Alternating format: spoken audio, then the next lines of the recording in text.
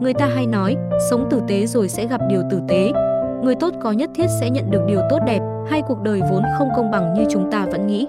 Cái được gọi là không công bằng đó sẽ giúp chúng ta có cuộc sống tốt hơn đó. Mình luôn quan niệm hãy tử tế ngay cả khi bạn không được đối xử tử tế. Còn nhận được hay không còn phải chờ thời điểm của nó. Nhưng mình chắc chắn nhân quả có thật. Làm gì có sự công bằng tuyệt đối. Ngay từ khi sinh ra chúng ta đã mất công bằng rồi. Khó nói lắm người tốt do bản thân họ muốn làm chuyện tốt, còn chuyện có nhận lại thì không chắc có khi lại nhận lại thứ không hay. Trên cuộc đời này rất nhiều người tử tế, nếu không gặp được họ thì hãy trở thành họ. Cuộc đời không phải lúc nào cũng công bằng, nhưng tử tế chưa bao giờ là điều vô nghĩa. Không hẳn, thực tế không có điều gì gọi là tốt hay xấu cả. Một người làm mọi việc thiện nhưng lại nhẫn tâm với bản thân mình thì sẽ tự đầy đọa bản thân. Bởi vậy trước khi tốt với người, hãy tốt với mình trước.